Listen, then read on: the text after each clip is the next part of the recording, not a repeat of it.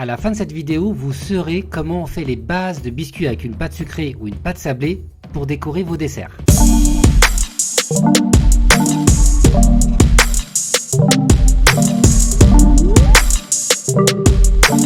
Vous souhaitez réaliser des pâtisseries modernes ou tout simplement décorer avec une base de pâte correcte? Bienvenue dans cette vidéo. Donc moi c'est Fernando, je suis formateur pâtissier et je réalise des vidéos aussi dédiées à l'univers de la pâtisserie dans cette chaîne YouTube.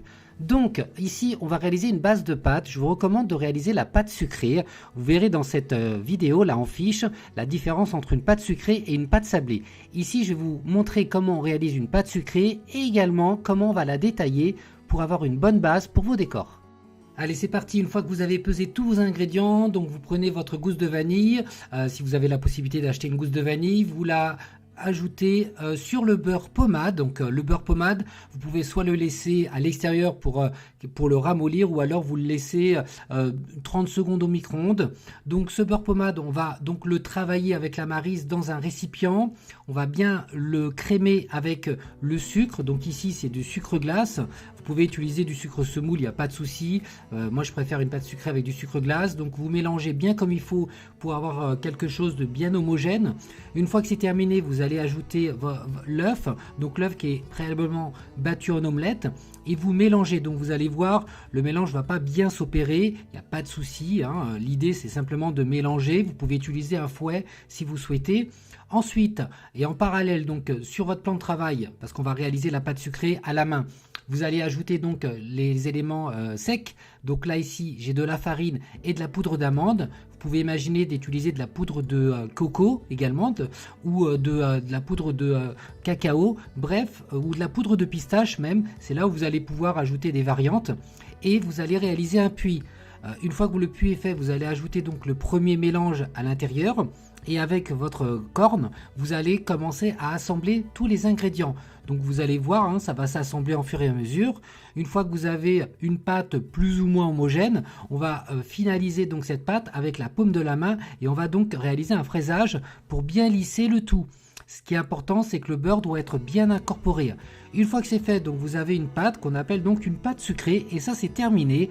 Avec cette pâte sucrée, vous pouvez très bien utiliser cette base pour réaliser une tarte aux pommes, une tarte citron meringuée ou d'autres types de tartes. Mais ici dans cette vidéo, c'est pour vous montrer comment on va utiliser cette base de recette pour faire des décors, pour faire des supports de pâte sucrée pour pouvoir monter vos entremets. Vous pouvez également utiliser encore une fois cette base pour pouvoir, une fois que c'est cuit, décorer avec de la glace royale.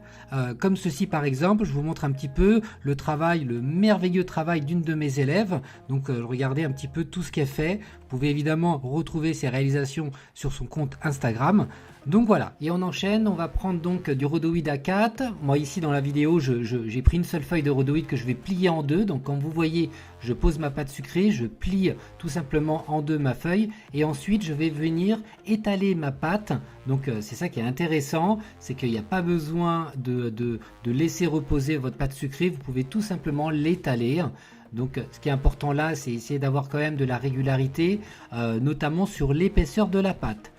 Une fois que c'est fait, on le met au congélateur, on va le laisser vraiment durcir au congélateur. Après, on retire la plaque du congèle et ensuite c'est là qu'on va venir donc détailler avec des emporte-pièces. Donc là j'utilise un emporte-pièces pour réaliser des éclairs. Vous verrez lors d'une prochaine vidéo comment réaliser des éclairs avec une base de pâte sucrée pour pouvoir décorer, mais vous pouvez utiliser cette base là aussi pour des entremets. Donc là maintenant c'est à votre guise, donc vous pouvez utiliser des emporte-pièces ronds en forme de cœur, ce que vous voulez. Là maintenant c'est vraiment par rapport à l'imagination. Une fois que vous avez détaillé vos éléments, on va venir rebloquer au congélateur votre pâte sucrée avec tous les éléments détaillés pour ensuite tout simplement et délicatement venir poser vos pièces sur un papier cuisson pour le mettre après au four. Petit conseil supplémentaire, il ne faut surtout pas hésiter de remettre votre pack au congélateur si vous sentez que ça revient trop rapidement en température pour pouvoir ensuite donc bien poser correctement. Vous pouvez évidemment juste avant de le mettre au four avec des petits emporte-pièces faire des trous par exemple à l'intérieur de vos grands emporte-pièces pour décorer. Bref, je vous laisse vraiment imaginer tout ce que vous pouvez faire et j'ai hâte de voir vos productions et n'hésitez pas de m'envoyer vos réalisations sur mon compte Instagram avec le hashtag PâtisCoach.